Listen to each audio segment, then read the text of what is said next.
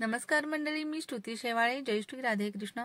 तर आज आहे 2 जून. आज माझा असतो वाढदिवस. वाव. तर आजची सकाळ ही उगवलेलीच आहे. मी बरेच संकल्प केलेले आहेत. बघूया आता राधाकृष्ण मला कशी चांगली बुद्धी देतात ते संकल्प मी पूर्ण करण्यासाठी. पण ते संकल्प पूर्ण करण्याचा प्रयत्न मी नक्कीच करेन. तर अशी ही सुंदर आणि फ्रेश मॉर्निंग आहे माझ्या बड्डेची. त्यानंतर मी इडली आणि चटणी केली होती. राधाकृष्णांना त्याचा नैवेद्य दाखवला. त्यांना राधाकृष्णांना तर इडली आणि चटणी खूपच आवडली. त्यानंतर मस्त फ्रेश होऊन मी देवपूजा केली. तर देवपूजा करण्यासाठी माझ्या मुलीने मला भरपूर सहकार्य केलं. हे जे पितळेचे देव होते ते तिने स्वतः स्वच्छ केले होते. बाकी आमच्या यांनी माझ्यासाठी चाफ्याची फुलं आणली होती.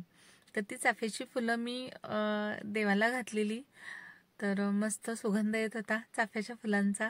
आणि अशी छानशी माझी देवपूजा झाल्यानंतर मग मी स्वीटचा नैवेद्य दाखवला राधाकृष्णांना. कारण त्यांनी मला सांगितलं होतं आज तुझा बड्डे आहे तर आम्हाला काहीतरी स्वीट हवंच आहे. तर त्यांना आता बर्फीचा नैवेद्य दाखवलेला आहे. बर्फी त्यांना खूप आवडली होती. आणि आमच्या यांनी मला गजरा देखील आणला होता, पण तो गजरा खूपच मोठा होता. मग मी काय केलं, त्यातला जो अर्धा गजरा होता तो राधाकृष्णांना घातला आणि अर्धा गजरा मी घातला. आणि फुलं देखील होती चाफ्याची, ती देखील मी राधाकृष्णांना आणि बाकी आमचे दुसरे देव आहेत त्यांना घातले. त्यानंतर माझ्या मुलीने माझ्यासाठी हा असा छानसा केक बनवला होता. वाव. मला तर हा खूपच आवडला आणि तिचं खूपच कौतुक वाटलं की इतकं छान तिचं कसं काय तिला असं सुचलं की इतकं छान असं. मग तिची इच्छा होती की आई तो हा मी बनवलेला जो खोटा खोटा केक आहे तो तू कट कर. ठीक आहे. मग तिने सांगितले की असं आधी ही रिबीन आहे आणि ती कट कर. म्हणजे असं आपण एखाद्या दुकानाचं कसं ओपनिंग करतो तसं ते माझ्या केकचं ओपनिंग कर असं तिचं म्हणणं होतं. मग ते केकचं ओपनिंग केलं. मला तर खूपच हसू येत होतं पण छान पण वाटत होतं. मग तिची इच्छा होती की चला आता हा केक काप. मी म्हटलं बघ मी काही कात्रीने कापू का. नको नको चाकूने काप बोली. मी जाऊन चाकू घेऊन आले केक कापू लागले. पण तो केक कापतच नव्हता. तो इतका कठीण होता. आणि हे सगळे बाकी मला हॅपी बर्थडे विश करत होते. Happy birthday to you, happy birthday to you असं सगळे म्हणत होते. आणि मी तो केक कापत होते. त्यानंतर तिने तो खोटा खोटा केक होता तो मला भरवला. तर अशी मस्त आम्ही मजा केली. त्यानंतर मग आमरस आणि चपातीचा नैवेद्य दाखवला. आमरस चपाती देखील राधाकृष्णांना फारच आवडली. मग आम्ही असं भजन केलं मी आणि राजेश्वरीने राधाकृष्णांचं. मग यांनी माझ्यासाठी गिफ्ट आणलं होतं.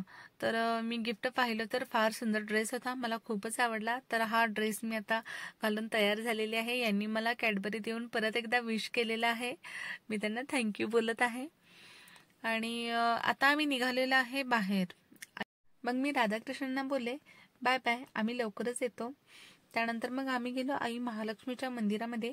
आई महालक्ष्मीच्या मंदिरामध्ये गेल्यानंतर तिथे आरती सुरू होती. छानपैकी आम्हाला आरती मिळाली. आरती झाल्यानंतर मग आम्ही बाहेर येऊन थोडा वेळ बसलो. बाहेर आल्यानंतर मुलं थोडी महालक्ष्मी मंदिरमध्ये खेळली. त्यानंतर आम्ही फोटो काढले. आणि फोटो काढल्यानंतर मग आम्हाला परत पुढे पन्हाळ्याला जायचं होतं. मग आम्ही पन्हाळ्याच्या दिशेने निघालो. तर हा होता माझ्या बर्थडेचा केक. तर आम्ही आता पन्हाळ्याला जात आहोत. तर फोटो वगैरे काढल्यानंतर मग पन्हाळ्यामध्ये आम्ही माझा बर्थडे सेलिब्रेट केला. तर आता मी केक कापत आहे. मग मी आधी माझ्या मुलाला केक भरवला कारण तो फारच गडबड करत होता. त्यानंतर मग मी माझ्या मुलीला केक भरवला. त्यानंतर मग यांनी मला केक भरवला. आणि मुलांचं आपलं इथं चालूच होतं. त्यानंतर मग माझ्या आईने मला केक भरवला. आणि त्यानंतर दादांनी भरवला.